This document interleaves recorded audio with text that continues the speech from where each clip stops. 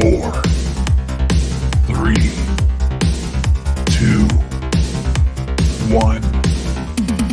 KenCast.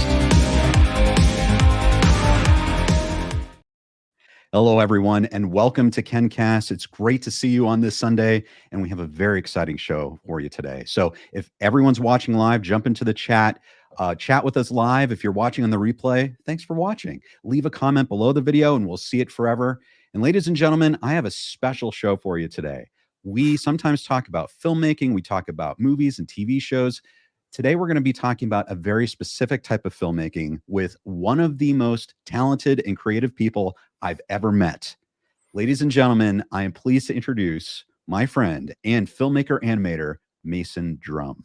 Mason, how are you today? Hey, I'm doing good. Thanks for the introduction, Ken. Absolutely. Mason, it is great to have you on. Everyone, I am an old friend of Mason's. I worked with him back in the day doing various marketing videos for the University of Oklahoma. Since then, we have both moved on to bigger and better things. Mason is doing so much exciting work in stop motion animation. And Mason, could you tell everyone what your passion is and what you like to do? Yeah. So again, thanks for having me on, Ken. Ken and I go way back when I was working at OU as a videographer, and we were kind of in the trenches together. So I love you, man. Since then, back in, what was it? It was like 2000.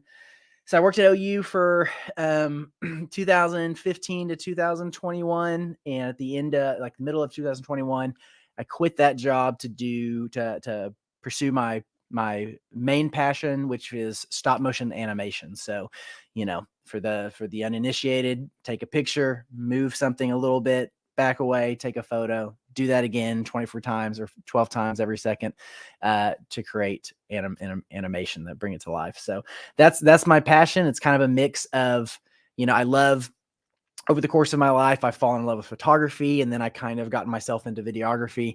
All the while, I'm always making things in my garage and doing, wood shop projects and woodworking and crafting. And so I'm a very hands-on person. And stop motion, I found, is kind of the culmination of all those things. I can do photography and composition, and there's video editing, there's storytelling, and there's also your hands have to get dirty when you're producing a stop motion commercial, film, animated, whatever. So yeah, that's my passion. And right now I am the creative director and owner of Loud Cloud Animation Studio, based in Oklahoma City. Most people, when they hear that, it's always a surprise when they hear that there's a stop motion studio in Oklahoma City, but there is, and we are fortunate to get to work with a lot of really cool clients. And yeah, it's just a dream. I can't believe I get to do what I do, and it's somehow working out. That's fantastic, Mason. It's so exciting. And everyone who's watching now, you should know that Mason and his company have done animations for Jurassic World, the latest Mortal Kombat, Syfy Channel. Mm-hmm. There's a new project for Nickelodeon, which he's going to tell me about. I said, don't tell me, Mason. He's going to tell us together. And we're going to jump into that, and we're going to take a look at his work too. But as always, in the live chat, guys, if you have questions for Mason, for me, about anything, jump into the live chat and we will take your comments. I'm going to say a quick hello to everyone. Hello, Marianella. It's great to see you. Mario says, hello, Mr. Cole. Hi, Mason. Hello, Mario. Matt Moore, thanks for being a channel member. Great to see you again. Clifford, great to see you, Clifford. Thanks for being a channel member. And Talking Straight with Nate, great to see you. Jane says, hello, Ken and Mason Drumm. Thank you for broadcasting today. Well, Jane and everyone, thank you for watching today. It's great to have you all here. Okay, so Mason, I think maybe we should start by showing something. We have a lot of great projects that you've done. Mm-hmm. Maybe let's start with your latest project for Jurassic World. Okay. And if you can, go ahead and set up this clip, and then we'll play it and watch it and talk about it. Yeah. So after Jurassic World, Dominion came out. This was, one of the marketing pushes for the movie on social media was to continue the narrative of dinosaurs in the real world. Because, spoiler alert, if you've seen Jurassic World Dominion, there's dinosaurs in the real world. They got off the island. So I'm also, by the way, and Ken knows this about me, I'm a huge Jurassic Park fan. I have a big dinosaur skull on my shoulder tattooed. And I love the franchise. And so anyway, it was an absolute dream. An opportunity came up. I got to pitch on a project for Universal's Jurassic World accounts, like social media accounts, Instagram, TikTok, and YouTube channels, to just promote the film, the Blu-ray release, and just continue the narrative of, dinosaurs in real life. So that's what this is. And I should say, the only the guideline for the creative ask was that it should be animated. So they reached out to different studios or different creatives that had a passion for animation. Or that was the bid, I should say. It wasn't, they didn't reach out to anybody specifically that I'm aware of.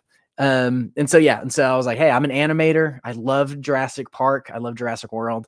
This is literally would be a dream to actually do something in universe through stop motion, just like my boy Phil Tippett.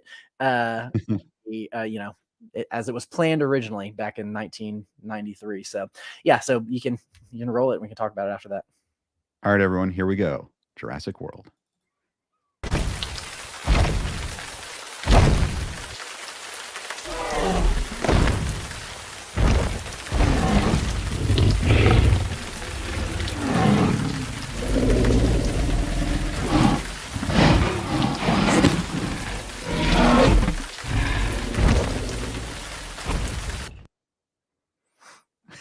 That's awesome. That's so cool. Yeah, it cut off a little bit early, and the one, if you go to their channels, it'll have like a little stinger with like the logo and stuff like that. But that's the gist of the animation.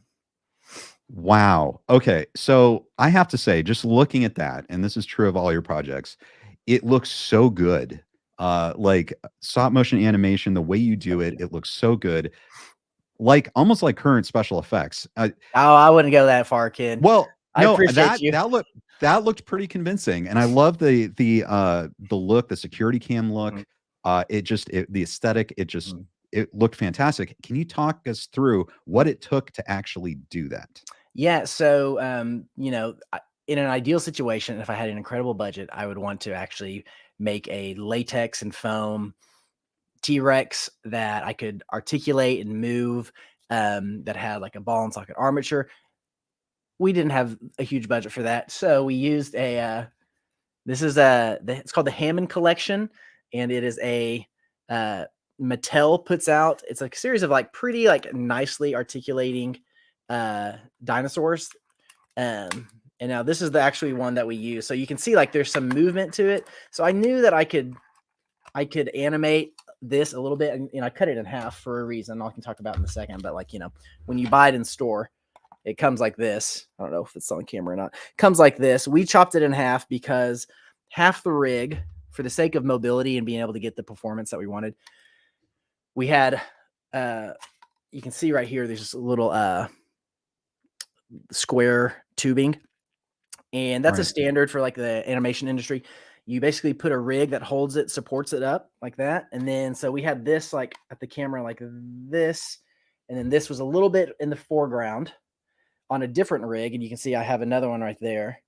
And then we were able to get the movement. And so if you watch the video, it ends up bending down like this almost, but whenever you have forced perspective, you don't see that gap. So playing with forced perspective, I had you can see that my studio stage is right behind me right here. And we were able to like suspend the puppets from above, shot against a blue screen, used a special wide angle lens to kind of match the Ring doorbell camera view that we're going for. So there's a lot of, it's actually like one of the more technical products we had, because I wanted it to feel like it was in the real world. The great thing about the security camera too is that, I could put some like aliasing lines on it, and I could kind of hide a little bit of, it could hide a little bit of the things that weren't so great about it, as far as like my keying and stuff like that. But yeah, I did one animation pass on it. Spent, I think, like 9 hours doing like, I think at the time it was like 15 seconds of animation. Didn't have the weight, the weight that a T-Rex should have. I just kind of sped through it way too fast. And then I was like, no, I can't. Old Mason might have been like, this is great. throw it at Universal, see what they say. But I didn't. I was like, let's do it. Let's do it again and do it a third time if you have to, Mason. And just be really patient with the process. And so that second time, it took me like a couple days, honestly, of maybe like 9 hours in each day, actually animating it and just taking my time and making sure that I had all my curves as good as I could, considering the limitations of my puppet. And yeah, it was so fun, just a blast. Again, when you're working with something you're passionate about, like the Jurassic franchises, like it didn't feel like work. It was just opportunity to have fun, and it's a bucket list item. Yes, 100%. Well, Lisa says hello, Mason and Ken. Clifford says impressive, Mason, and says you can have a T-Rex. I'll order another. So, indeed, I think that's a good rule with T-Rexes. They can take whatever they want. Yeah. Yeah. But so let's talk for a second, because you mentioned you love Jurassic Park, Jurassic World. Actually, I have a confession to make, Mason. Yes. I don't do action figures a lot. You mentioned the Hammond collection. I ordered the it's like a very special. Oh, it's a Dilophosaurus. Dilophosaurus, but with Spielberg. Spielberg. Oh, no kidding. That's so cool. And he's got the 90s dinosaur t-shirt on. Is that right? Yes. Yes. I want that shirt so bad. I know, I do too. They must make it, and they have like a little film camera and stuff like that. So cool. But what is it about dinosaurs? How'd you get interested in dinosaurs? I was just always every kid likes dinosaurs, and it's just something I guess I never grew out of. Granted, when I was younger, my interest in animation started with flip books. Like I have a shoebox right over here of flip books that I did, just like little sticky pads, the little yellow sticky notepads, of just a ton of them, including like little dinosaur walk cycles and everything. So, dinosaurs are fascinating. I love the film, of course, Jurassic Park. And I will say, it probably has had sticking value throughout the years because of its strong association with my mutual love for storytelling and filmmaking. Because I remember watching the Jurassic Park and the Lost World in the 90s when I was a kid, and also having the at the time it was like an additional VHS that was like the making of, and then and that was really what lit a fire under my butt to like, people can do this for a living. You can like there's a group of people on this set working with fake dinosaurs to tell whatever story this person wants, and there's acting and stuff. So I really fell in love with the process, and I specifically remember, a passion, an appreciation for Steven Spielberg, because not only did he have a lot of like was he like the center of a lot of behind the scenes type content that I consumed as much as I could. Through Jurassic Park, he also did Saving Private Ryan. That was at the same time too. So there was like this other like documentation on how he made this film, and then Schindler's List. Like it was. So I just remember consuming as much like behind the scenes content as I could, and taking my mom's camera out to the backyard and setting up a dinosaur, close to the camera that made it look bigger than my house, and like using forced perspective, and I still have those pictures. I wish I should have got them out just so you could see like old storyteller Mason, or young storyteller Mason. So yeah, so it's just never it's never gone away, and I think I just associate storytelling with like this magical thing that once existed, which is dinosaurs. Right. Well, we have a very interesting comment from VCG. Says, I believe that in animation, you rely a lot from your colleagues. How do you cope with deadlines, Mason? Do you take time off during your work? So it's freelance. So I do freelance. So my colleagues come in. I mean, I have the studio right now. It was fortunate to have rolling interns. So we have 3 interns right now. One of them is from a film school here in Oklahoma, Oklahoma City Community College. Sorry. And he's a film student. And then 2 of my other interns, one of them worked at OU, or was a student at OU, and the other one was another film student at OCCC. And they've continued on with me. And so I'm able to work with them on a project to project basis, just based off budget. So I can, pay them depending on what the scale and scope of each project is. As far as, and I do, with animation, with filmmaking in general, but really specifically stop motion animation too, like scale and scope can so quickly get out of hand.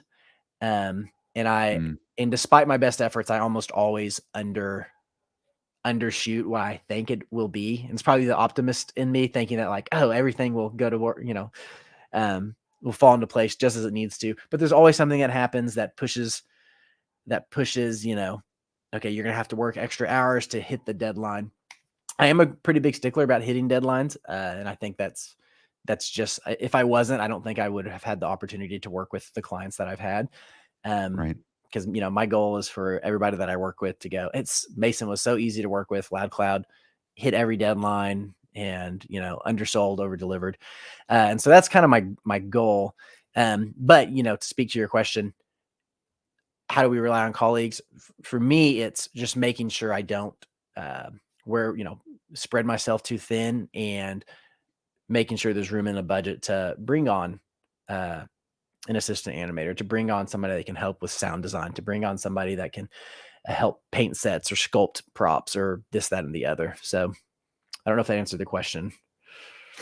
Yeah, that's a fantastic answer. In fact, we've got another question from Jane. Jane asks, Mason Drumm, can I ask, please, have you ever watched other animation to see how it's done? And have you ever seen the plasticine clay stop motion used in British animation? Yeah, well, yes. So as an animator, I consume other stop motion animation religiously. I'm, and most people in stop motion are kind of a little bit weird because it takes a certain. Tell me about that. I would say it takes a certain, like, if you want, it's just it's so niche, specifically stop motion. I'll say, I mean, we can scale down. Filmmaking in general is pretty niche, but there is a lot of people that do filmmaking, right?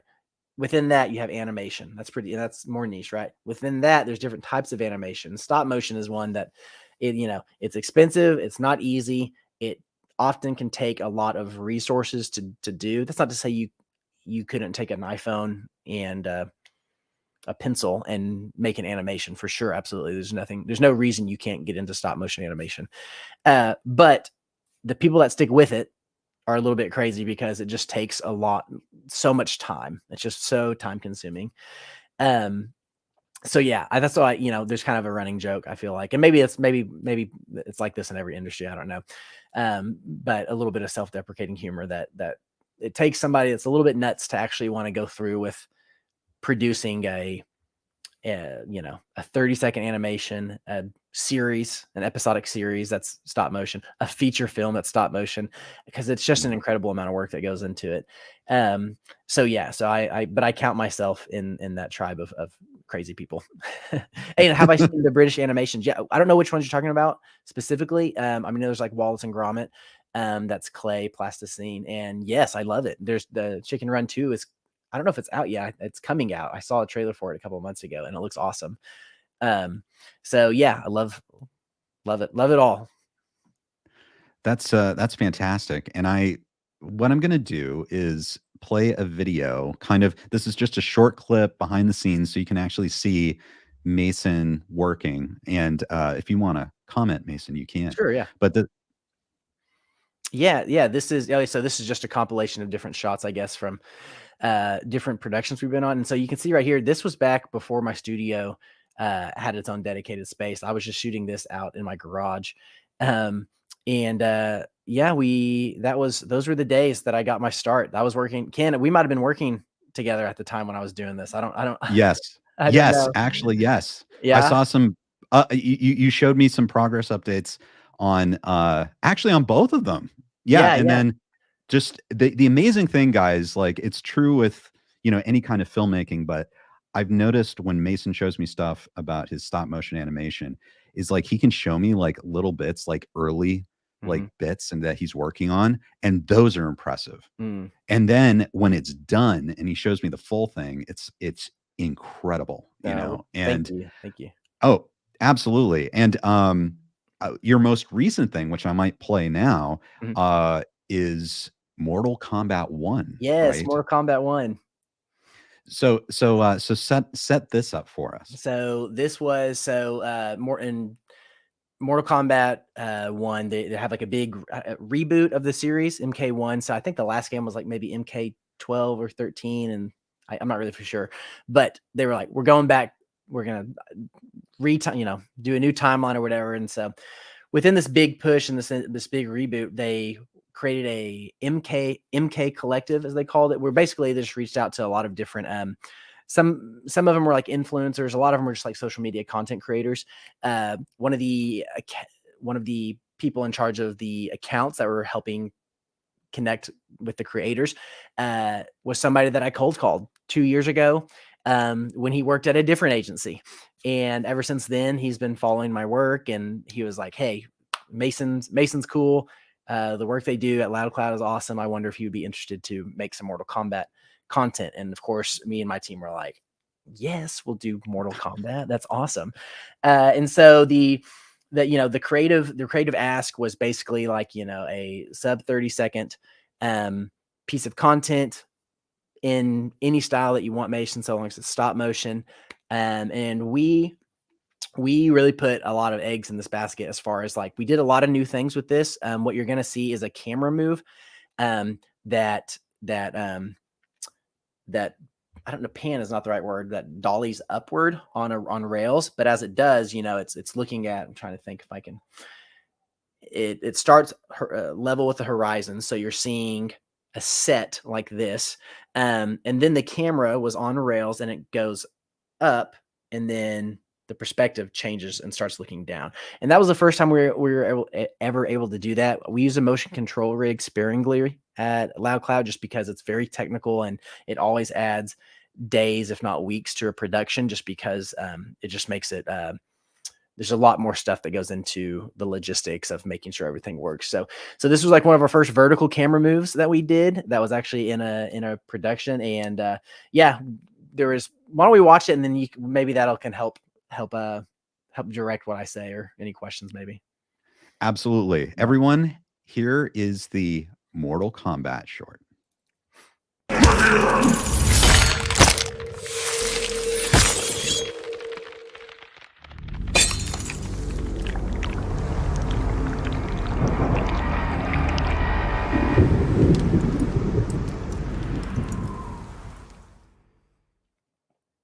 So awesome. Thank you. So awesome. It was a lot of fun.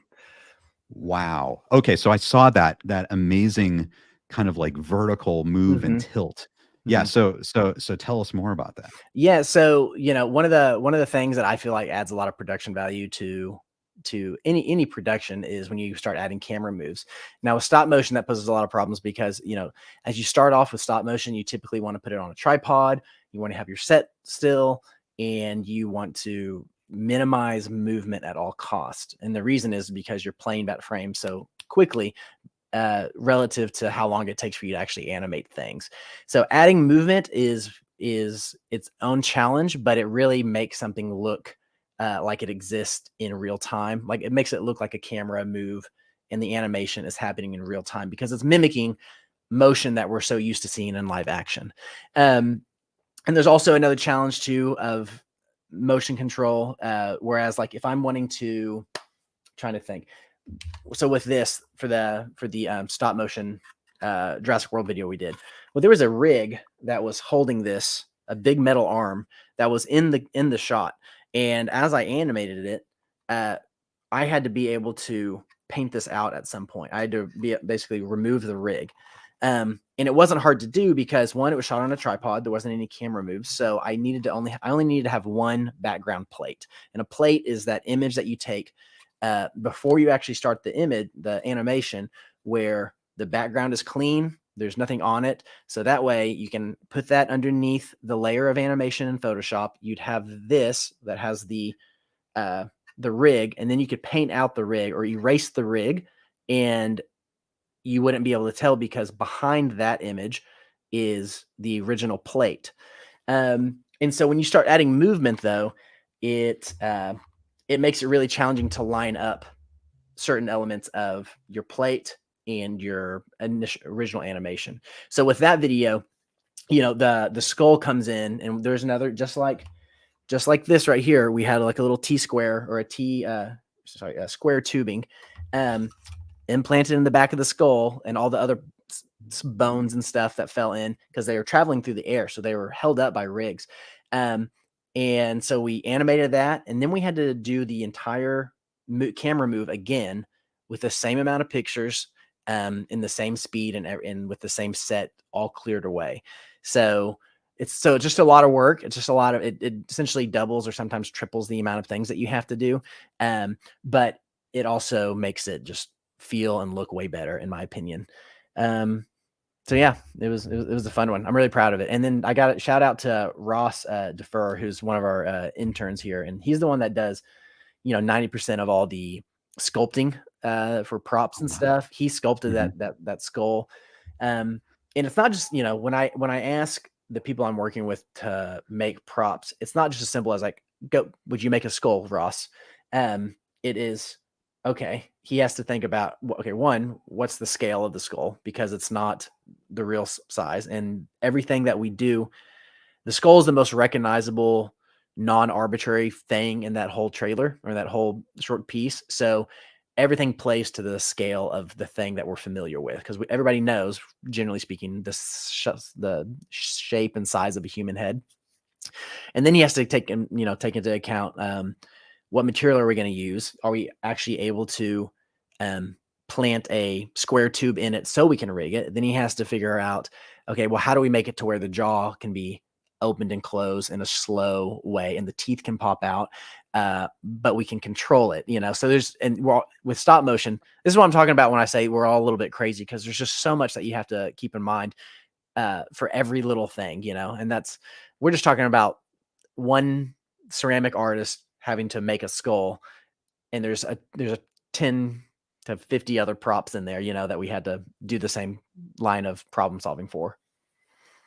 Wow. Oh my gosh. I know it's something where, you watch it, and for the audience, it's a wonderful experience and it's over relatively quickly. Mm-hmm. And I don't think people understand the amount of work that goes into like every half second, every tenth of a second, Mm-hmm. right? Yeah, absolutely. And here's the thing, like I tell people if I won the lottery, like the lottery money would just go right into the studio, because I'm literally doing what I love. You have to love the process, like truly, like and I think that's what makes animators, especially people in the stop motion industry, really approachable. And, from my experience, people have been so kind and eager to help one another. And I know, at least I presume in Hollywood, that might not always be the case in other parts of the industry, but boy, in stop motion or animation in general, like people they care about what they do, and it's not easy, and you have to really love the craft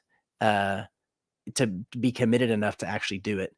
And when you love something, typically there's good vibes with that, as you share it with other people that love it too. So Oh yeah, absolutely. A lot of people have a lot of questions about this, Mason. okay, Clifford yeah. asks, Mason, what has been your toughest animation to complete? Also, you mentioned sound effects. Has your animation ever been slowed down by the sound effects department? Okay. The toughest animation was definitely one that we produced in May for an agency here in Oklahoma City, called we called it The Apartment. It was for T-Set, which is a program in Oklahoma that is like promotes it doesn't, I don't know what to say, it was a PSA, public service announcement against secondhand smoke, specifically like in apartments and how it affects everybody.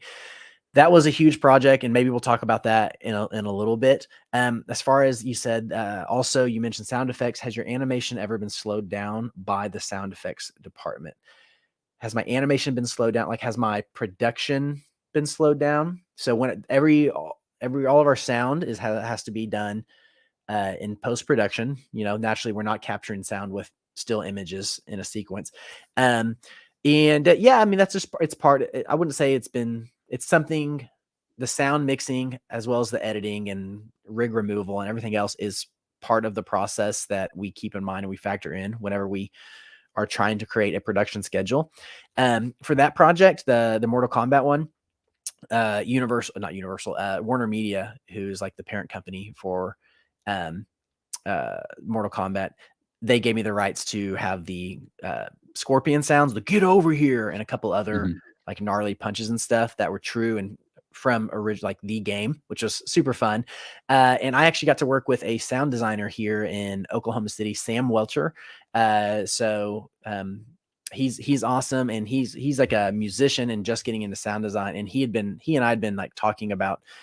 He'd reached out to me. We had an animation meetup a couple months back, and he'd reached out and was like, "Hey, I'd love to work with you. I've gotten into sound design, and it'd be great to work on some stop motion animations." So I reached out to him and I was like, "Hey, I got this project. It's supposed to be gnarly. It's going to be a lot of goo, blood, and bones cracking. It might be perfect fodder if that's what you would, if you know, if you're available to work on it." And he was, and it was the first project we got to work on. And I think he killed the sound on it. He did really a killer job. Yeah, he was absolutely fantastic. And as a follow-up to that, the sound effects. So you're having to find like basically the perfect sound for these moments that you are animating. And is that a challenge where you need to try to find that perfect sound? Like you said, you can't record the stuff while you're shooting, but you have to like find very specific sounds to tell the story. Well, usually I will, and it kind of depends from project to project, but with that one and with my short film Indomation that I made while I was while I was working as a videographer at OU, that kind of kicked off my foray into stop motion, and a handful of other projects as well. I will actually create. I don't know if it's, if the industry calls it this or if it's technically called this, but I'll create a soundboard. So kind of like a storyboard, but basically I will get a timeline on my editing system, and I will essentially make the whole video how I hear it, because I can see it in my head. And that's another thing with animation specifically. Boy, you have to know what you're going to do before. You do not find it along the way. There are performances that you can find along the way, but you have got to know what you're going to be doing before you start doing it with stop motion animation. It's a little bit less so with computer animation, because you have keyframes and you can adjust things, you can go back. But with stop motion, it's straight ahead, or it's like it's just straight ahead animation. So you have to know it beforehand, and you can kind of take, as an animator, I can take advantage of that fact because I know what already it's going to look like. So I should know what it sounds like too. So what I'll actually do is go and make a soundboard, like I said, add all the effects, the timing, any music that I want. And that's what's great about that, is that it gives me a pretty good feel as far as like the feeling of the video, just by the sound. And I can make adjustments. I can actually do a lot of editing before I ever get to the animation table, just by listening to how that 20-second sounds. And then I'll actually set up my timing, or I have what's called an exposure sheet in stop motion, where it keeps track of all your exposures or your pictures that you take, and you can create notes. Okay, at frame 18, because I'm looking at my timeline here in Final Cut, and where there's going to be a crunch sound because the smallest bone hits the ground first. So I'll, frame 18, small bone, frame 26, bone comes to a halt, frame 18, skull hit, and so we'll go out. I could show you, and on my Instagram, you can actually see, I'll occasionally post pictures of my exposure sheet, just because it's kind of fun to see, in written form, what a video looks like for like as it is to an animator. And so yeah, I'll write all that out, and then I'll use that to actually inform my animation. So I don't animate and then put sound. I create the sound and then I animate to that. Wow. Okay. Yeah, that's so cool. It's almost like you're unlocking the secrets of how this works, because I think a lot of people have really no experience with this. They haven't seen the process. They don't understand what's going on. And so this, especially to me, is really fascinating. I'm going to play just a short clip of Indomation because you brought it up. Yeah. And this was one that actually people watching this may have seen because you released this and it went totally viral. So popular. And again, this is just a clip of it. You guys should go watch the whole thing. Also, There should be a link.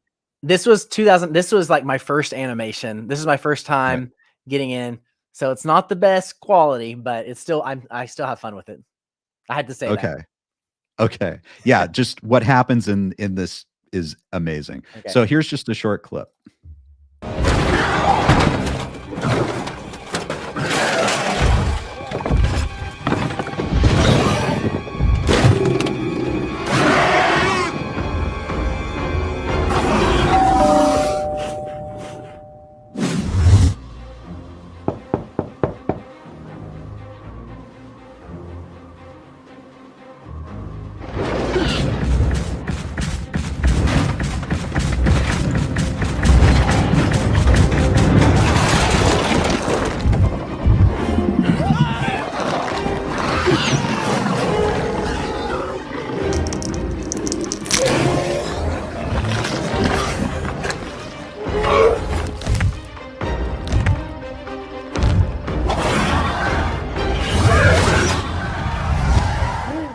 Nice.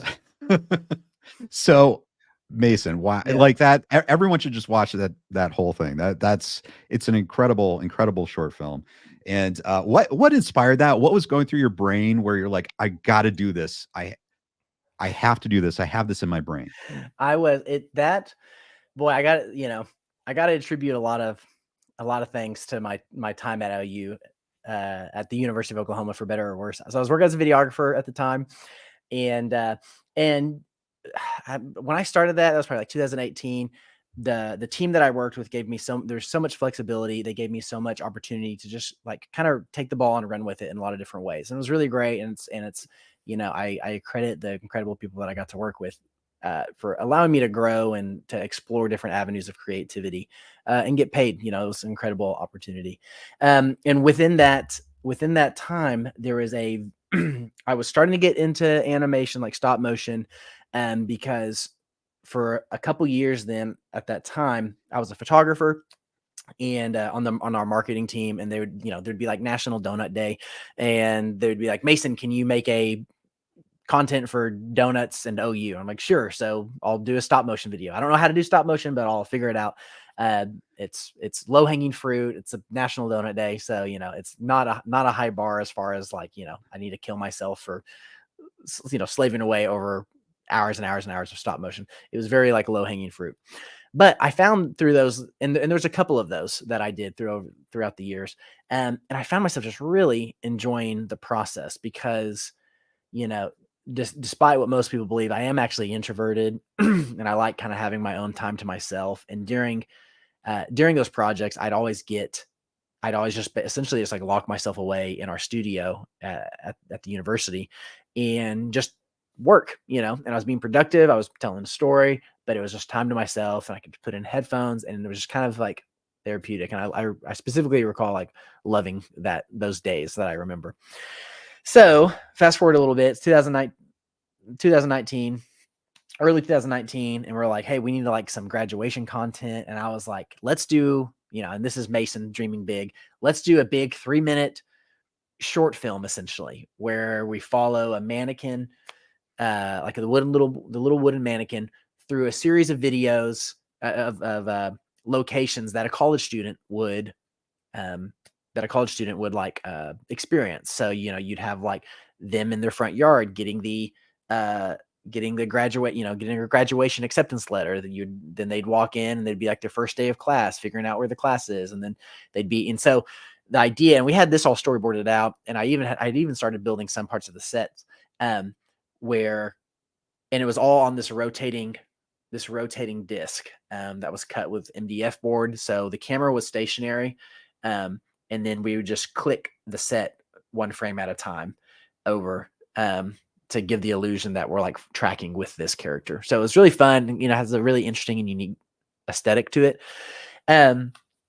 And so I made a lot of progress on it. I was really excited about it. For whatever reason that I don't even remember right anymore, it had to get scrapped, probably just because You couldn't Yeah, afford it to happens. Yeah. to uh, to hire a stop motion animator for a month for one project. But I was willing to do it on my own time because I was passionate about it. But it got scrapped. But I had all this energy and time invested in it, and I was excited about it. And so they were like, just take. I was like, well, what are we gonna do with this big set that I built? And they're like, trash it or whatever. Like, we don't need it. So I took it home and I put my own personal spin on it, which was adding dinosaurs. And it was right as Jurassic World Fallen Kingdom was about to come out. And so, it was about to be, it had come out and then it was going to be released. So I kind of looked at it as like a kind of a love letter to the filmmakers of the Jurassic franchise. Spent 7 months building it, animating it, working on it in post-production, many hours in my garage, freezing, animating it all. I learned a ton. If you want to get into stop motion and learn how to do it, just go make a short film and you'll learn. You'll figure it out. You'll make a lot of bad mistakes. I watched the video now, Ken, and I'm like, oh gosh, it's so not That's good. so funny. It's so not good.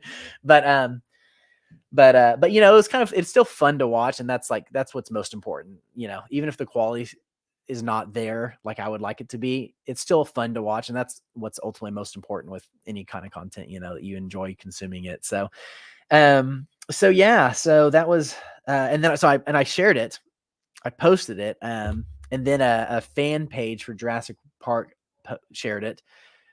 And then what's the guy's name? He used to be bigger than he is now. He's like, hello, you beautiful I don't want to say the word, but hey, beautiful bastards. Like, what was his name? He was a vlogger. He always said that. Anyway, he was like what is his name? Jeremy.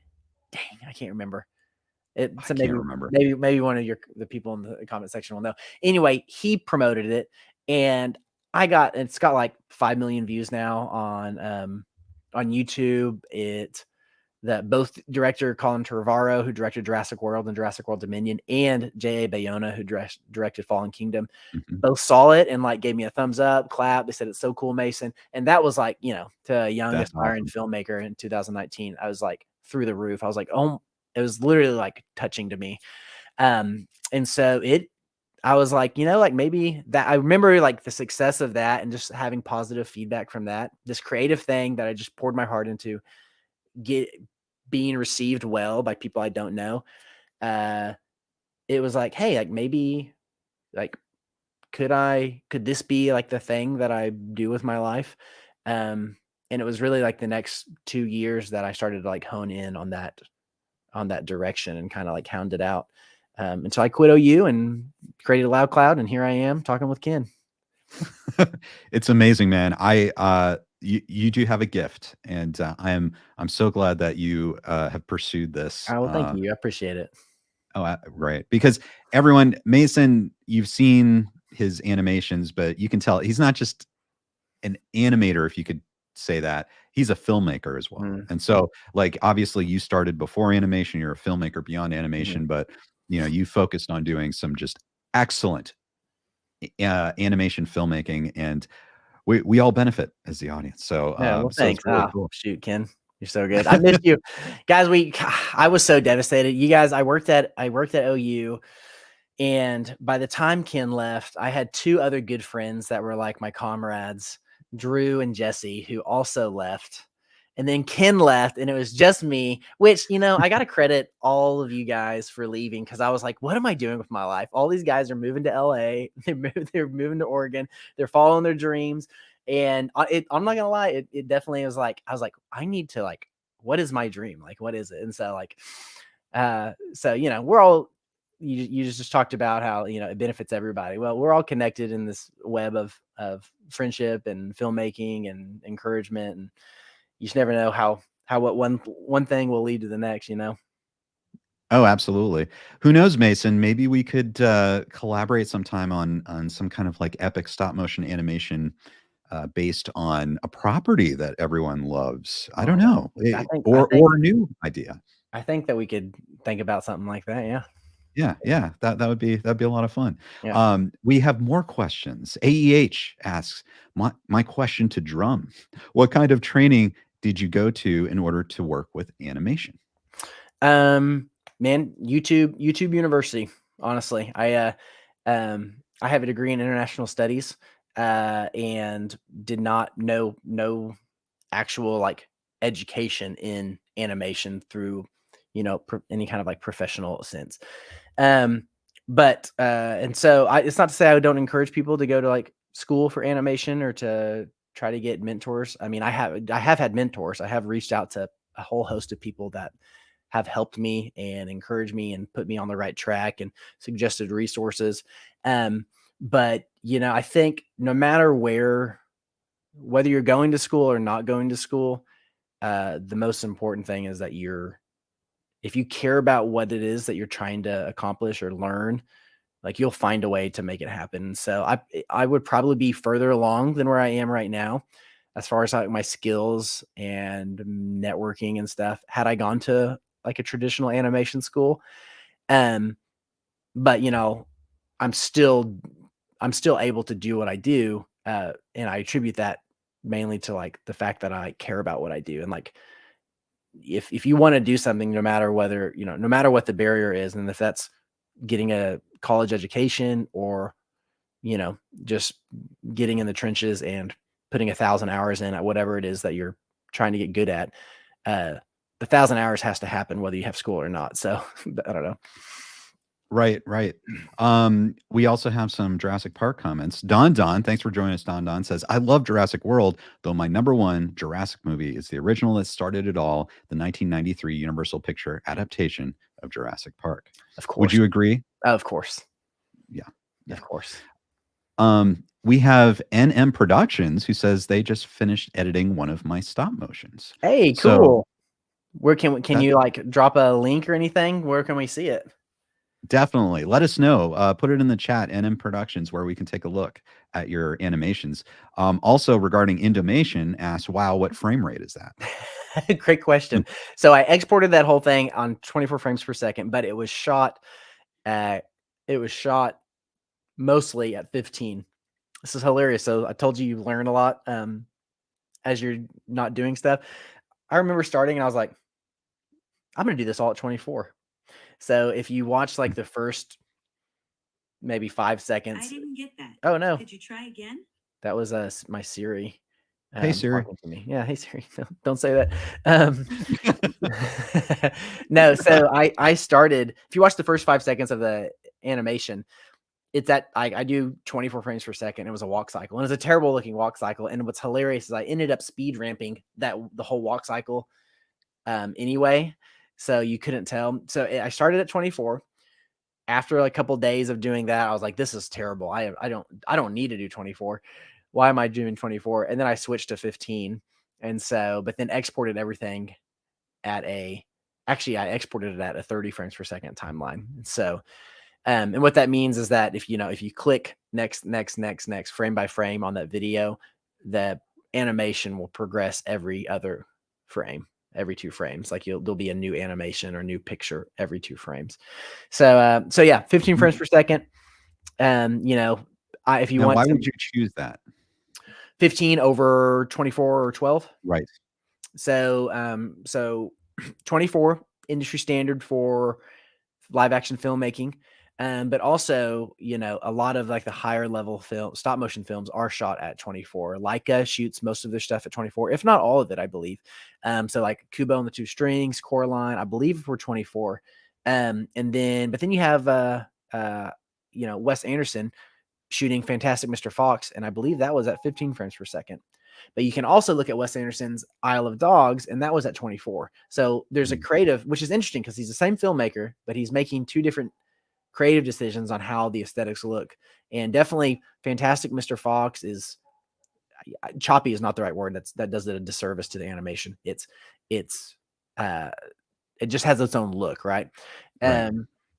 The broadcast commercial that I worked on a couple months ago, we shot that on 2s, which is 12 frames per second, and exported on a timeline of 24 frames per second. In different countries do different, somebody mentioned like the British animation earlier. you know, if they're doing, if that agency is, and this is my presumption, I might be speaking out my bum right now. I don't know, but my presumption is I know broadcast standards are different in different areas. So if somebody is making content for broadcast TV that airs at 30 frames per second versus 24, they will shoot on twos, but their twos will be considered, they will be 15 frames per second to essentially split in half the 30. Whereas in the States, we have 24 frames per second broadcasting. So we shoot on twos, which are 12 frames per second. I might be getting way too in the weeds for everybody. Forgive me if so. Sorry. No, I know that NM Productions and other people who are watching this from a filmmaking perspective appreciate that. See, I'm learning. I didn't know that, so that's really cool. Yeah, and the great thing about shooting on twos or shooting at 12 frames per second is that it's way less than 50. It's less than 15, and it's way less than 24. So if you're okay with the aesthetic, you know, it's a stylistic choice for sure. But if you're okay with that, and you boys okay with it, then by all means shoot at 12. Okay, we have another question from Jaws. Good to see you, Jaws. My friend Fernando Cortizo made The Apostle. Critics applauded it, but the marketing campaign was not very good, and it raised a tenth of its budget. What historical moment do you think animation? I assume. What do you think we're in right now? What kind of historical moment do you think we're in right now with animation? Well, I have a great response to this, because at the end of this month, November 22nd, so in 10 days from the recording of this podcast, Procreate Dreams is coming out. And I don't, if you are familiar with Procreate, it's an iPad app. It's been a very, very, very popular iPad app for content creators that do sketch art, storyboards. It's a very, it's basically Photoshop. I mean, this does a disservice to Procreate, in my opinion, but it's Photoshop for the iPad, but very tailored for what the iPad is. Phenomenal piece of software that's been leading other similar pieces of software as far as just how it executes what it's supposed to do. Now, that said, there are some animation abilities within the current Procreate app. You can just go frame by frame. It's got onion skinning, so you can do some basic 2D sketches. The end of this month, Procreate Dreams comes out, and that's something that they've been developing for years. And it's a dedicated animation app that, and I just did like a post on my Instagram with this. So my studio, Loud Cloud, here in Oklahoma City, we're hosting a workshop on Procreate Dreams, and basically this app is going to enable. It's only it's one-time purchase, $20, and you get essentially a very, very professional level 2D animation application. It's got control of timelines. You need to go search Procreate Dreams if you haven't heard of it and you're interested in animation. And so the question was, you know, where are we at historically with all this? I do think Procreate Dreams is actually going to change. And maybe I'm just buying into the hype train, but I don't think I am. That Procreate Dreams is going to change the animation industry, and that's just going to make animating high quality content way more accessible to the masses. And in the Instagram story that I did like a week ago promoting our event that we're doing, I had said that is very similar to back in 2008, Canon came out with the Canon 5D Mark II. And the 5D Mark II, Ken, you probably remember this. One of the first was the first still photography cameras that had HD video functionality. And it changed the industry. It opened up jobs. It opened up, like, literally all of a sudden you didn't have to own a $30,000 piece of equipment to get something that looked pretty stinking good, comparatively to what was available before. And, you know, people really point back, and there's a Nikon camera that came out alongside it too. And forgive me, I don't know what that was, but I know it was like the same thing, came out at the same time. But that Canon 5D Mark II changed the industry by just telling stories in HD with small cameras with interchangeable lenses that you could get really nice looking images from. Made it accessible to so many people because it went from a barrier of entry to $30,000 cameras to a $3,000 camera, which $3,000 is still a lot to a lot of people, but it's way more accessible at that, you know, than it was before. Yes. And I think Procreate Dreams, this app that's going to come out, is actually going to be very similar to, it's going to be the Canon 5D Mark II of animation. So it's funny that you asked that question. I think in the next couple of years, we're going to see Academy nominated short films that were done entirely on an iPad. And that sounds crazy, but I think that will be the case. I'll be surprised if that doesn't happen in the next 3 to 5 years. Wow. Oh my gosh. Yeah.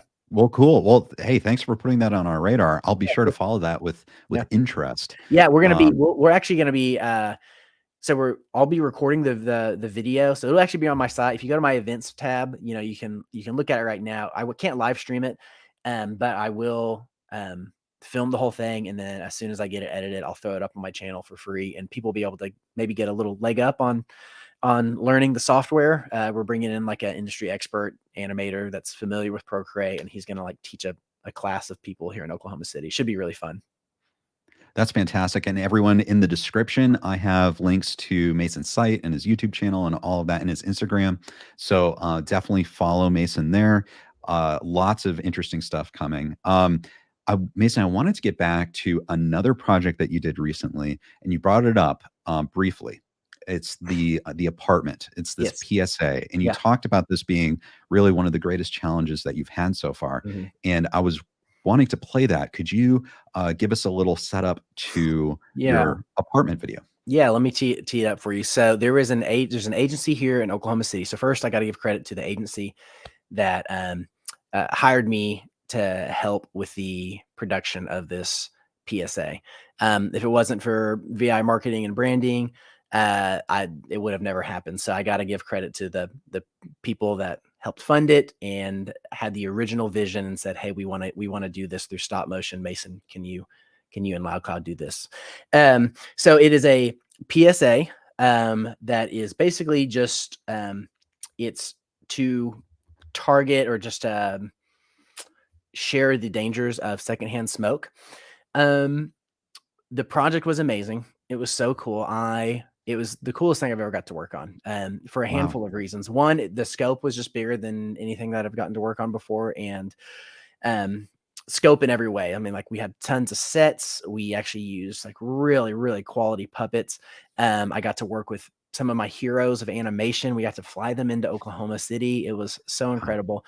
And now I have people like calling me and saying, Mason, I saw your commercial on TV today or whatever. And then the pictures of our puppet, there's, in addition to the videos that we did, there was also like still assets that we delivered, and those are starting to get plastered all over the city and state, which is just kind of fun to see. So it's been just super rewarding. It was the most challenging because there's just so many moving pieces, and it was the first thing at LoudCloud where I served truly more as a director and producer than I did as an animator. I didn't animate on it, but I just tried to work with my unit production manager to make sure that all the pieces fell into place, because there's a lot of pieces involved. So yeah, we can talk. You maybe want to watch it and then we can talk more about it. Yes. Cool. All right, everyone. Here is the apartment. Think it doesn't affect your home, that your health and your family's health aren't at risk. But secondhand smoke from next door doesn't always stay next door. It can enter through vents, cracks in the walls, floorboards, and light fixtures, exposing the ones you love to toxic fumes and causing harmful and long-lasting health effects. Secondhand smoke doesn't choose who it hurts. Visit tobaccostopswithme.com to learn how you can protect your home. Wow. Okay. That just an amazing PSA as far as getting the information across, but looking at it from an animation standpoint. So you have people moving around with facial expressions. You have smoke billowing. You have people moving through rooms of a house. So can you talk about like these specific challenges with this? Yeah, I mean, all those things you said were huge challenges. I would say, the first and foremost challenge with this project that differentiated itself from anything that I've done was anything that I've done in the past was working with humanoid puppets. A lot of the stuff. This is a $30 toy that you can get right. And I can buy 5 of these and Frankenstein them as I need to get to make it as good as I can for animation. Excuse me. The puppets that were in the film, that were in that PSA, they were they were like industry level. I worked with a man named Tennessee Reed Norton, who is a incredibly nice, kind, and talented puppet fabricator in the industry. He worked on Marcel the Shell, which got nominated for an Academy short film last year. Guillermo del Toro's Pinocchio. We're talking about one of the guys that helped build these puppets and bring them to life. And also there's a film that maybe some of your viewers might have seen called The Nightmare Before Christmas. He was one of the puppet fabricators on that. So he's been in the industry for a while. He's got an incredible amount of experience. And so I don't know how I got his contact. I have a handful of connections throughout the animation industry. And I was like, hey, I'm looking for somebody who can help me develop puppets for this PSA. And he's the guy that I synced up with, and I'm so glad I did, because the puppets look phenomenal, and they're some of them are ball and socket, some of them are wire, and really they were just so custom tailored to meet our needs. And the whole process of going from concept, working with the clients here in Oklahoma City, to the agency here in Oklahoma City, to my team, to Tennessee. Tennessee was so kind because he really like helped walk me through, what's the most appropriate way to do this. How do we, what's reasonable, what's not reasonable as far as requests within that time. So I learned a ton of stuff. Might be working with him again soon, hopefully, fingers crossed. That's great. And so having those puppets was a huge thing, and it was a huge part of the budget as well. And so in addition to that, I knew that while I am an animator and I'll continue animating probably for the rest of my life, I don't feel like I had the skill set to get the kind of performance out of these puppets without having had them for a long time. And so I was like, I need some animators that have worked with puppets like this to do this, to make the most of the project. So we actually got to bring in Sarah DeGodmar, who is an animator on Celebrity Deathmatch. Ken, if you remember that was back in our time back in the day, which is freaking awesome. She animated a lot of the cats in Coraline. Nice. She was an animator on Wendell and Wild, which is a Henry Selick film. And she was the lead animator for our 30 seconds piece that you just watched. There was an additional piece that's 15 seconds. And we brought in Lindsay Berkebile, who's another fantastic animator.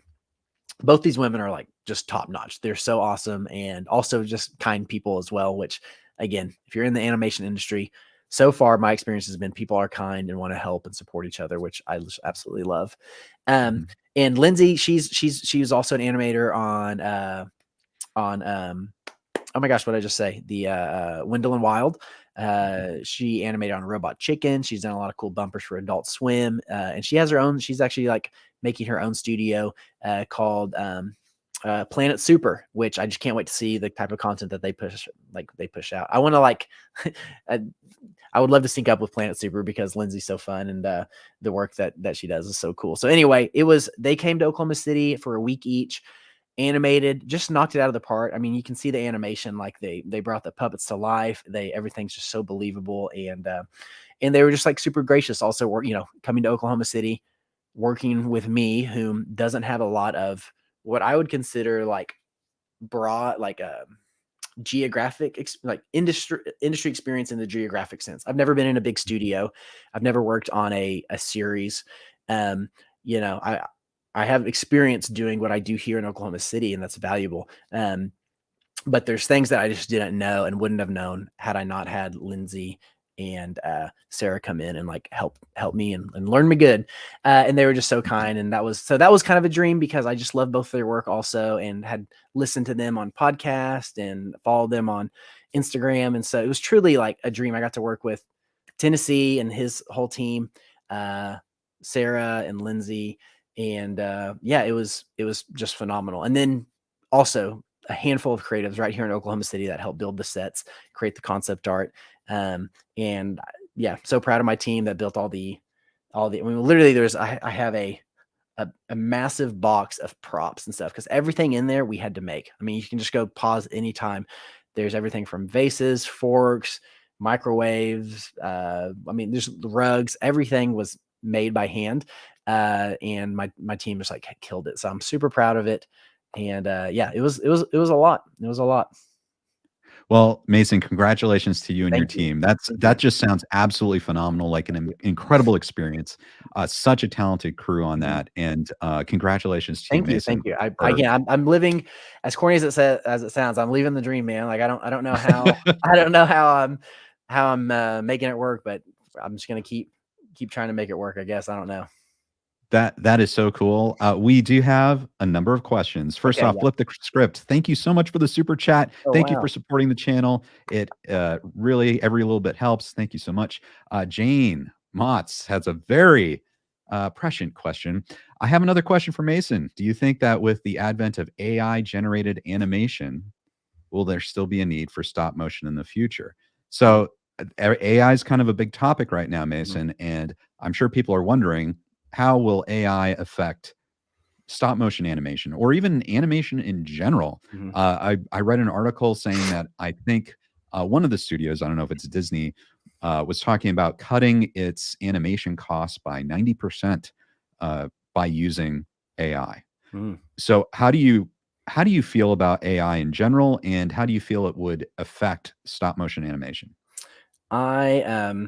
Well, that makes me sad to hear about a studio wanting to cut drastic like that many artists. So I don't like that, and whether it's robots in factories or whatever, like I know like that I don't ever like hearing that people would lose their job.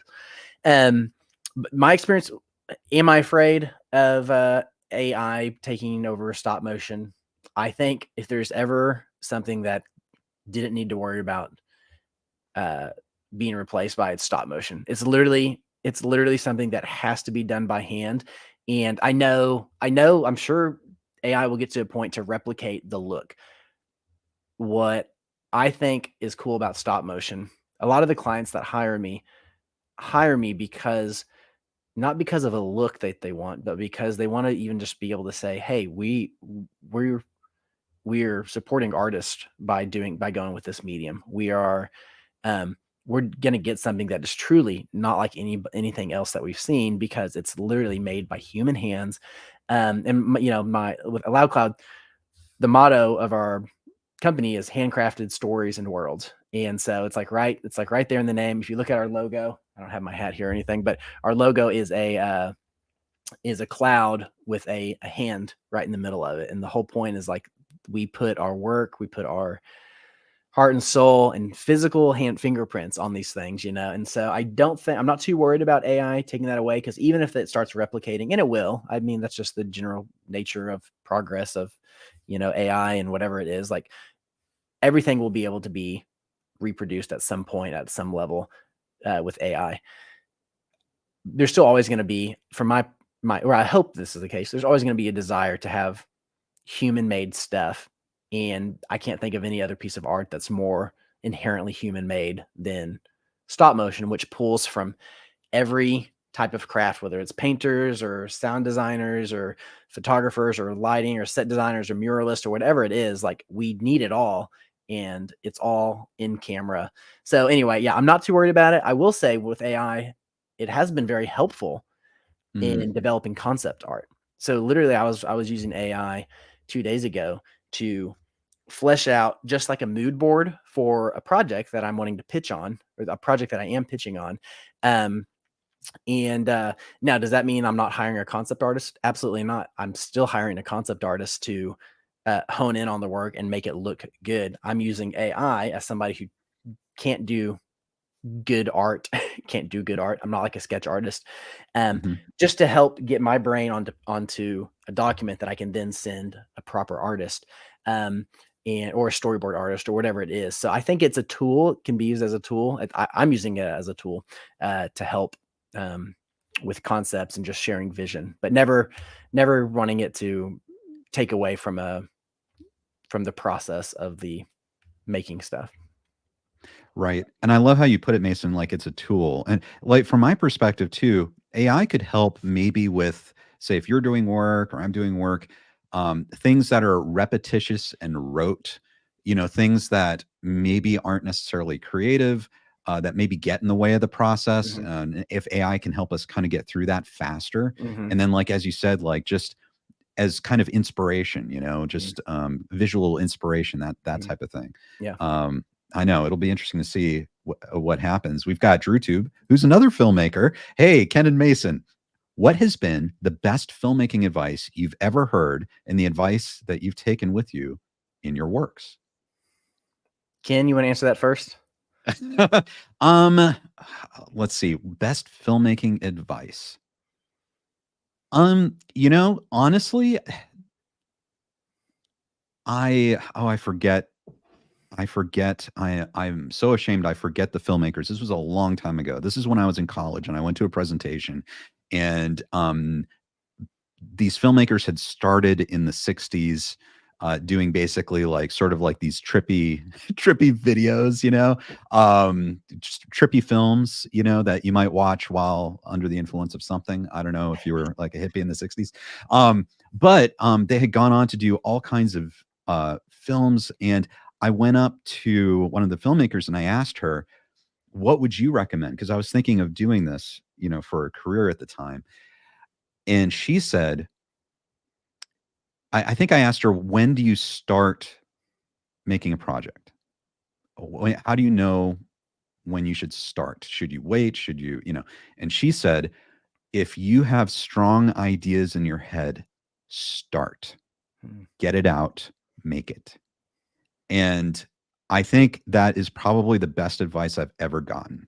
And it's advice that sometimes I don't always adhere to, but Mhm. a lot of the stuff that I have really enjoyed doing in my life, there's almost just that instant.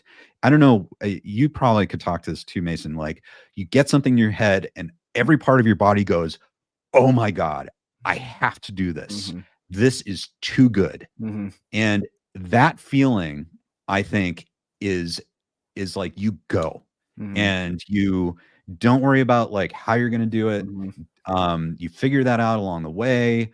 But I think if you have that vision and you have that just inspiration, that will guide you to picking the right people, to Mhm. writing the right script, to finding the right locations. And that is the feeling that's going to guide you all the way through the long Mhm. process till you edit it, put music to it, and deliver it. Like, it's that love of that. I don't know, that conviction Mhm. of just, I have to see this. It has Mhm. to be made. Mhm. And I think that's the best thing I've ever gotten. I don't know. Mhm. What do you think, Mason? It's very much like it's the other side of the coin and of what you just said, which is you want to do something, uh, and I would say, and Jesse, our old mutual Mhm. coworker, I remember when I first started in videography, and I had my own short films that I wanted to do, not stop motion, just like I just wanted to create something, and I had that what you're talking about, like this urge, and I was like, I want to go out there and do it. And he was like, Mason, he's like, do the work, like go do it, like just and it sounds so stupid and simple, but it's like just go do it. Like Mhm. if I like I wanted to do I had that conviction with Indomation. I was like, I have this Yeah. set, like I have this desire. I want to tell a story. I want to include like I want it to be like a love letter to Jurassic Park and but if I had like got hung up on um all the logistics of all the work that I'd have to do, how long it was going to take, of all the reasons I couldn't do it, it was just never gotten made. So like just like what you said, like leaning into your conviction and just like knowing that like okay, there's something that you want. If you want to do it, do it. Like don't let there be an obstacle that's really not there. Like if you want to do something, you can do it. And it sounds simple, but there's just been so many times and the challenge that I've had um earlier in my career, and it's not so much anymore just because I'm in a different place creatively and with my business. But I remember early on, and I think this is probably a struggle that a lot of younger people have that are getting into the industry is um wanting to be at a certain level to have something under your belt, but not having the motivation to do it or allowing things to get in the way of you actually doing it. And I think that having that mantra of just like, just do the work, like just get up and start doing. and it will, if you do that enough, it'll lead to a finished project at some point, but I think it goes back to like what you said, like, just following your conviction. Like if this is something you want to do, you will do it. And so I think for me, as I was growing into the person that I am now, there were times where I'd be like, I want to do this thing. But I would stay on my butt and wouldn't do it for whatever reason. And then there'd be a voice in my head that was like, Mason, if you really want to do this, like you will do it. But if you don't, just like go ahead and let it go then, because it's wasting time just like kind of sitting on the edge, So it's either do it or don't do it. I don't know. Right. And that's probably speaks to maybe my personality a little bit. I'm not for sure, but yeah, I feel like it's, kind of on the same side. It's the same coin, different side of what you just said, Ken. Yeah. Yeah, I think you're right. And that's something that I heard a lot working with some different people, especially when I was first starting in this, is even just wrapping a project. Like sometimes filmmakers have trouble wrapping a project. Mhm. Like they'll get halfway through and they'll stop. Yeah. And I've done that. I think, yeah. But like, I think there's probably a point where you got to cut your losses and move on to something else versus I think filmmakers who aspire to make things that really haven't ever wrapped anything, and it's like you do it, you get through, wrap the project, make yourself finish it. It's if you can get over that hump of being your own obstacle, that's I think that's absolutely. Yeah, do the work. I love it. Let's see, what do we NM Productions has a question. Mason, do you use Dragon Frame? I do on this computer right there. Dragon Frames. That's an over a 10-year-old computer. It's 11 years old. All it has on it is Dragon Frame, and it just stays there. And I use Dragon Frame on it. Yeah. And by the way, Dragon Frame is an industry standard, Ken, for stop motion. Okay. Yeah. Awesome. Okay. So Dragon Frame. All right. So that's something that if anyone's interested in doing stop motion, they might want to get familiar with Dragon Frame. Yeah. Yeah. If you're really interested, I mean, I would say if you're just getting into it, they have some cool iPhone and iPad apps that are great places to start. Any classes that I've taught at high schools or colleges, they often will have iPad or iPhone apps that you can just download. And some of them are even free. And some of them even sync with like another computer. So you can use this as like a camera and it uses Wi-Fi. So you can have this on a tripod and then you can even hit the enter button on your computer and it triggers the exposure. So there's a lot of good free software out there too. Dragon Frame has all the bells and whistles that you'll ever need for an actual like big production. But if you're just getting into it, I would say hold off on that until you know that you want to invest your heart, time, soul, life into stop motion. So go with like a cheap free app first, because you can do this. You'll get the same gratification of finishing a project that you would in Dragon Frame. Okay, that's good to know. Jane Mott says maybe a few skits as well. Ken Cole shorts, Cobra Kai characters, a bit like Robot Chicken. Ooh, yeah. Ooh, that's an interesting idea. I like Jane. that. That's an interesting idea. I think it's a great idea. We can even use. You have to find. Do they make some good like Cobra Kai like characters like we could buy? They have a few. Yeah, they have a few. They're releasing some more. I don't know how well they're articulating. I have a Terry Silver figure on order. It has not arrived yet. I'm disappointed. I want to see. Maybe it articulates. I don't know. Even if it doesn't, there's something to be said about like really like jerky, animation. Right. You can still work with it, Right. Jaws asks, Mason, what is your favorite animation film all time to watch at Christmas? Oh, at Christmas. Interesting. That's a fun question. Favorite of all time? Boy, I do love, but it's not. So you said favorite of all times, but then you said to watch at Christmas. So if I'm going with animation during Christmas, assuming it doesn't have to be stop motion, there is.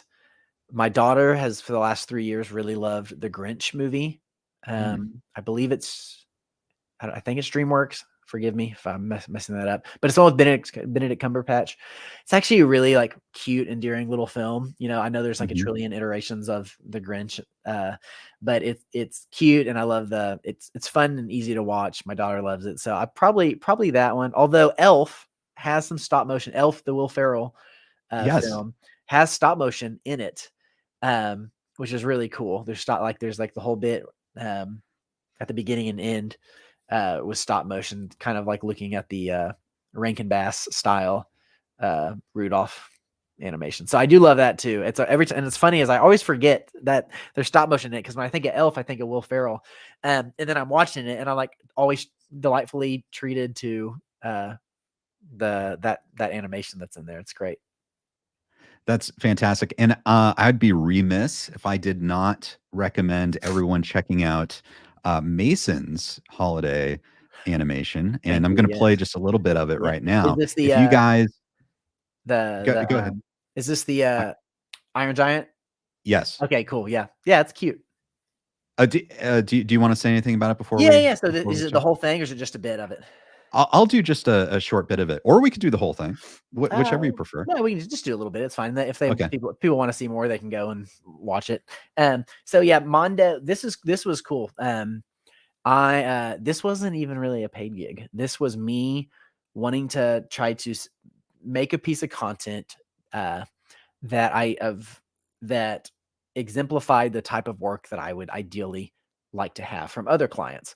And so if like, I remember I just got done talking about this with somebody else too. It's funny. If you want a certain type of work, you have to be able to show them that you can do that type of work, right? So like if you're a photographer and you're always getting weddings, but you're really interested in food photography or product photography, well, all you've got to show is weddings, because that's, everybody knows you as a wedding photographer. So, stop sharing the stuff you're doing with weddings and go out and take food pictures or product photography or whatever. And so that's kind of like the mindset that I had when I made this. I reached out to this company called Mondo. They had where's it at? He's over there. I'm not going to get him. He had an Mondo is like a pop culture shop that does like vinyls and collectible toys and stuff like that. It's a really cool shop in Texas. And anyway, I reached out to them because I saw that they'd come out with a very articulating, posable Iron Giant. And I was like, and I love Brad Bird's The Iron Giant. It's a great film. Maybe I should have said that. Maybe that's like a good Christmas one, because it's kind of like got Christmassy vibes too. It's like Christmas time. So anyway, I loved that. And I was like, man, I would love to make some kind of like commercial using this toy that's narrative based. And so I did, and I just did it in my garage. I can't remember how long it took. I have it behind the scenes on my YouTube that you can find pretty easily, I think. So let's watch that, and you can kind of see that's the breakdown to tee it up. Okay, here we go.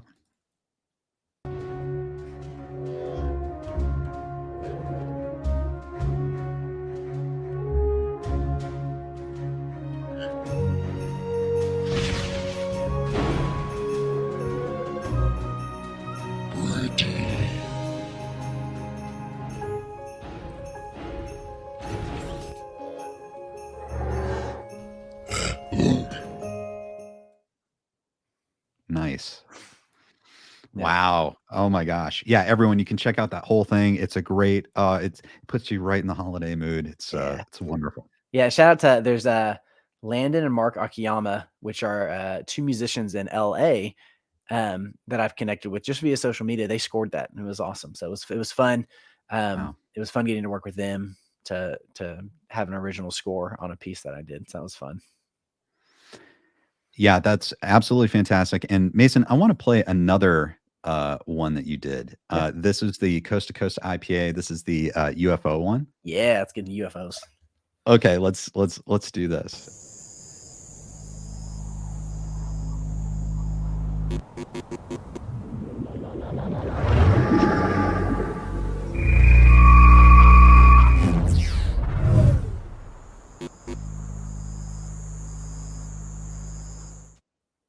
That's great. Okay, so Mason, let's talk about that. Like, that was very unique and had a different feel, obviously, than the others. You had that sense of isolation. You had, I noticed with the UFO itself, you actually had that sort of like tracking motion blur. Yeah, the trail. What was different about that project?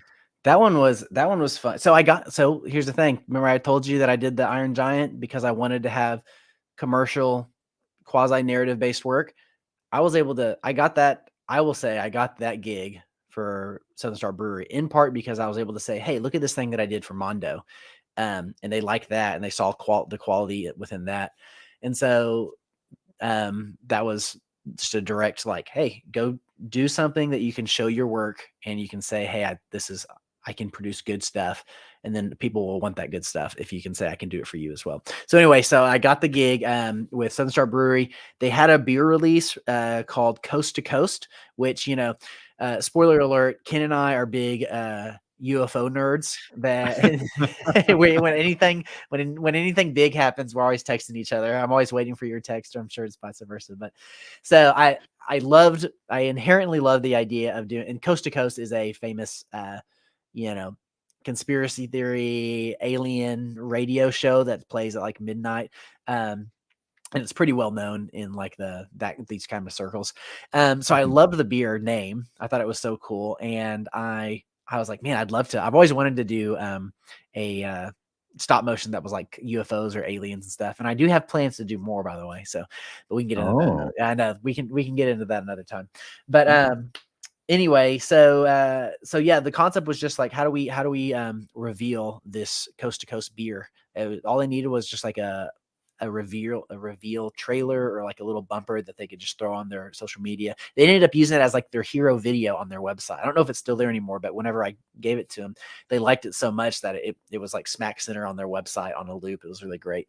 And so anyway, yeah, it was like, how do we lean into the tropes that people are familiar with, to kind of tell the story. So you have like Route 66, the deserts. There's a lot of old stories about abductions that happen on that road and in different, Nevada or like Western area deserts. And, the light flicker was very reminiscent of Close Encounters and a lot of other, alien stuff where the lights kind of go off and stuff whenever there's like a UFO presence nearby. And yeah, so it was a really fun thing to do. Again, if you go to what I try to do with almost all my productions, if I don't have a NDA on them, is reveal to anybody who's interested, because my hope is that people would see the work I'm doing and realize how accessible and how possible it is to do anywhere. Especially aspiring animators that want to get into it. And so there's a whole bunch of behind the scenes on that video specifically, if you scroll down far enough on my Instagram, or if you go, I don't think there's anything on YouTube about that video. I'm not for sure, but go to the Instagram, loudcloud_animation. And yeah, that was fun. We had, I had the little UFO. Where is it at? Hold on, let me go grab it. 1 second. It's right here. Sure. It's really fun. This is great. Yeah, we did the UFO discussion, guys. So this is for all of you who enjoyed that. Oh, so again, like I said, everything is rigged up with these little square tubes right here, right? This is the inside of it. And this is a model from Ray Harryhausen, who is a famous, he's the godfather of stop motion animation. He's the one that did the Jason and the Argonauts or whatever. I can't remember what the name is, but he does all the old stop motion stuff that you've seen. It was Ray Harryhausen. And this is actually a model from War of the Worlds that he totally animated. So I got to it's kind of like a dream. I got to use this model. Wow. I felt so cool as I was animating, and I was like, man, Ray Harryhausen was doing that exact same thing. And so I had to rig this up when it came. This was supposed to be glued together. So I use Lego. I use Legos a lot for, hold on, what am I doing here? To kind of like make things move around. And they also are pretty non-destructive. They snap together. And so as it came in, every time I would animate it, I would move this around. So if you watch it, this thing is spinning the whole time. That's awesome. The bottom part. So, and then we had the Coast to Coast beer, and this was just sitting on the surface. And then again, I've since removed the way that we rigged it up, but there is another Lego piece right here that we glued on, and then just snapped it on to another rig. And so when it came up, just frame by frame, slowly moved it up a little. And we were talking earlier about, the need for plates, background plates. So we shot a background plate, and then as I threw all the animations in Photoshop and was able to erase the rig that it was being held up by. But yeah, great can. Gotta love it. Gotta love It is wonderful. Yeah. That's now. How did you get that same model that Ray Harryhausen? Amazon. I think it's like $16 maybe. Anybody can get it.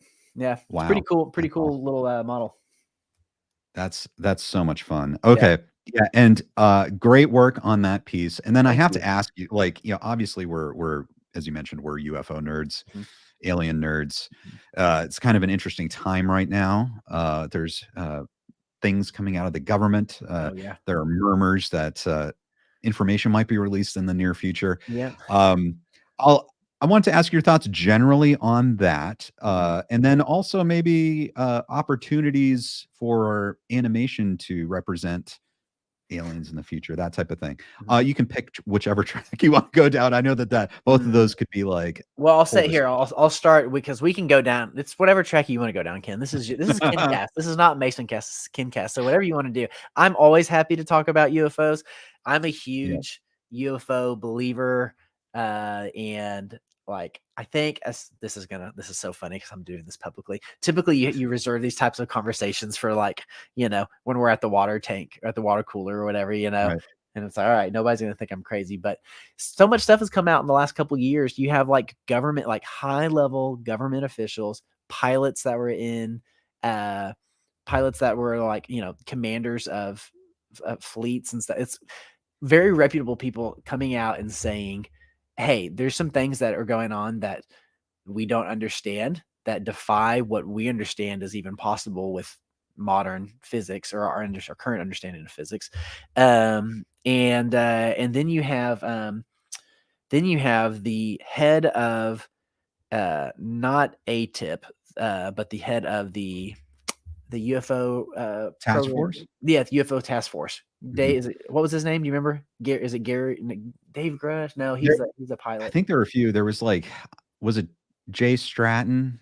He was the last guy, OSAP, and then the UFO Task Force. But the head of the UFO task force, that the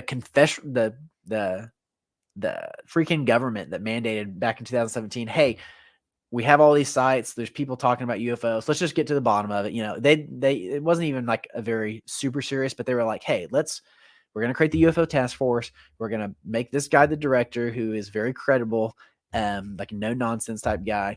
We're going to say, hey, just try to gather, just be a pool for collecting all this data.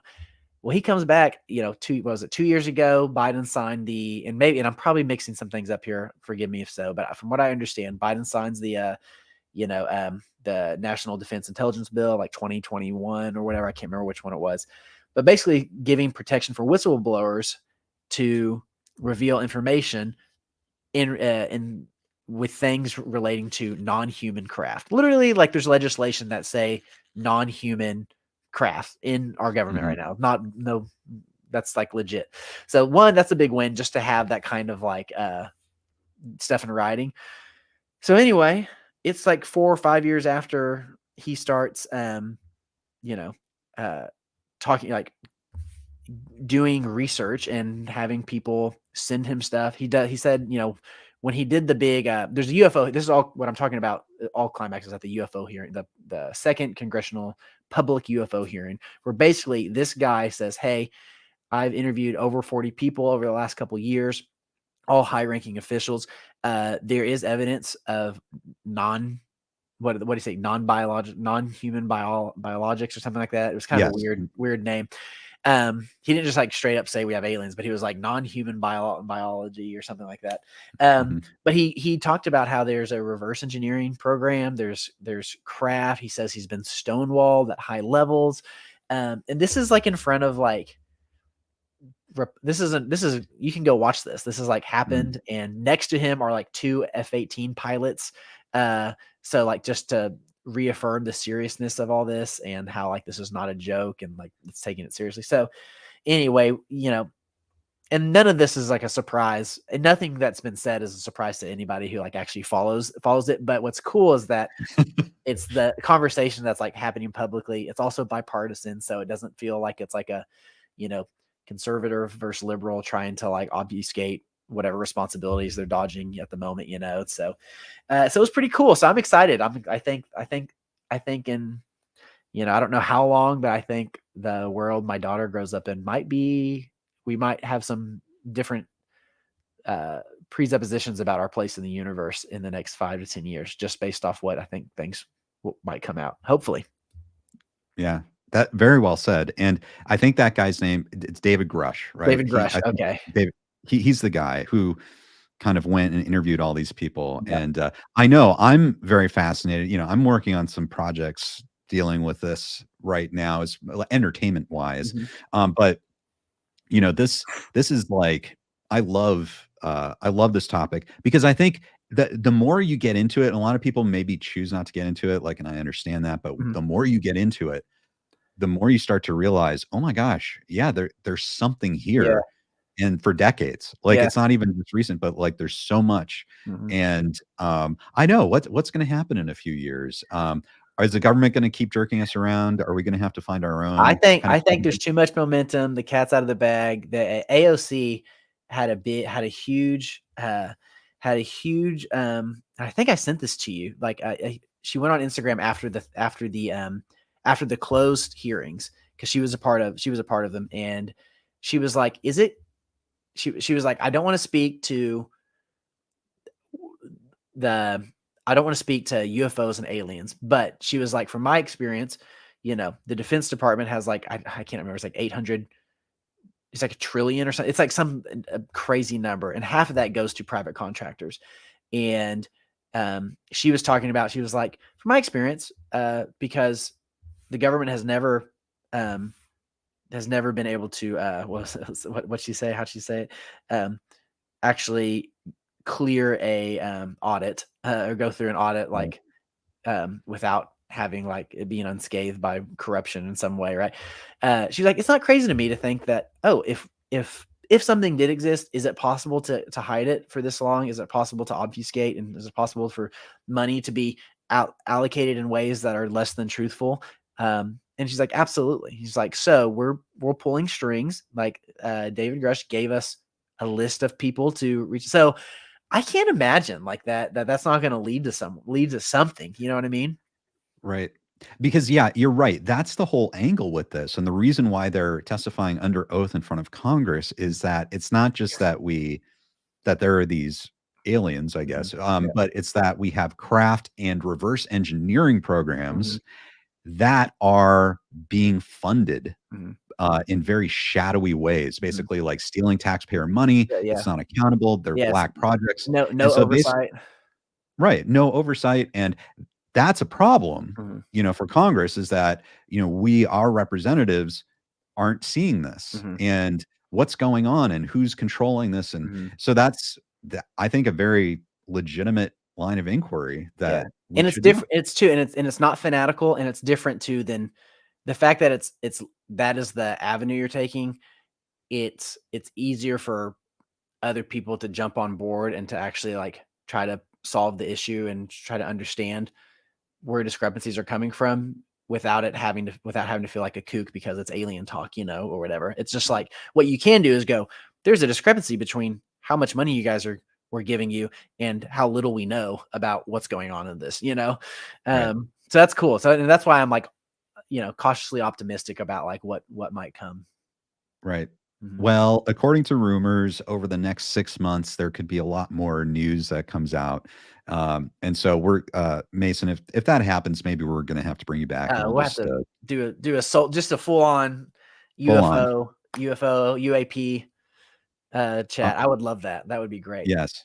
If you guys watching don't mind indulging us, I think you'd find it entertaining and informative. Yeah. We do have Flip the Script, who, by the way, we got a super chat from him. Amazing work. He does some really great videos on his YouTube channel. Everyone go over there and subscribe to Flip the Script. He does some great stuff. I'm writing, he says, it down. Flip the Script. Flip the Script. He's got a lot of Cobra Kai, Karate Kid themed videos. Cool. Check it out. I will.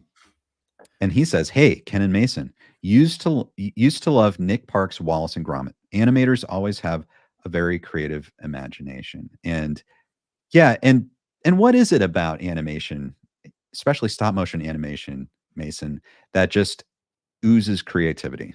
It just seems like it's just so creative, maybe even more than other filmmaking forms. I think it's because it's multifaceted, because, if you look at, Beauty and the Beast, it's traditional animation, 2D animation. It was shot on multiplane, so it's multifaceted in that there is some other elements outside of just like pure sketch art and mural painting and stuff. But with stop motion, the set behind me, we've got lights, we've got walls, we've got there's like sculpted items, there's like a little fireplace that's made of felt, real world stuff. And there's a lot of people that just this right here, there's a lot of creativity that went into making this look the way it does. Now it's not properly lit right now, so it doesn't look great. But I think the differentiating factor with stop motion is that everything truly has to be fabricated and built from the ground up, which means people are having to be creative to get what you see physically into the frame somewhere. And so, yeah, I do think it lends itself to a lot of creativity just because it requires so much creativity just to fill the frame. You're starting from nothing. Whereas, on traditional animation, you do have a blank page, you're starting from nothing, but it could be potentially one person, filling that frame versus one person animating, one person painting the mural on the back of the wall, one person sculpting, one person painting that, one person doing the light, so there's just so much that has to be done that it's a very creative space. And if I could move my camera around, I can't, because I think it would screw up the image. But the space that I'm working at is an absolute mess. We've got paint everywhere, but it's an environment that I absolutely love. And it's because, like I said, going back to the beginning, it takes a special type of crazy person, I think, to love stop motion and to commit themselves to it. Absolutely. Well, Mason, thank you so much for joining us today. Everyone, follow Mason and Loud Cloud Animation. I've got links in the comments or in the description. Follow him for all kinds of new stuff. Like, as you said, Mason, you're going to be doing workshops and you're going to be able to see some of those. You can learn things if you're interested in the animation. Yep. And then also, Mason, you just produce amazing videos that everyone should see as soon as they come out. So thank you. Thank you, Ken. Absolutely. And Mason, I hope you can join us again sometime. I would love that. Whenever the government releases the files, we'll be right back on here. But Ken, this was awesome. I love you, dude. I miss you. And this was so fun. It's also just great to see all the stuff that you're doing and the community that you're building. So I can't wait to see how this continues to grow as it's been doing. It's exciting. And thank you, everyone watching. You are part of this amazing community. And it's just every week, I'm just so thankful to know all you guys. And thank you for joining us and asking such great questions. And Mason, do you have any final thoughts for today? Well, I'll wrap it up by saying, go watch Alien Xmas. It's on Netflix. It's both aliens, it's stop motion animation, and it's on Netflix. So there you go. I can live with that. Very cool. That's my recommendation. Alien Xmas. I believe that. Yeah, cool. Yeah. It's pretty. It's a cute little stop motion series. Very cool. That's great. Well, Mason, thank you. We'll go check that out tonight. And we look forward to seeing you next time. And everyone, have a great rest of your weekend, whatever's left of it. And we'll see you next time on KenCast. Want to be part of the live KenCast show? Subscribe to the Ken Cole YouTube channel and hit the notification bell to get alerts about every new show. Thanks for joining us, and we look forward to seeing you next time on KenCast.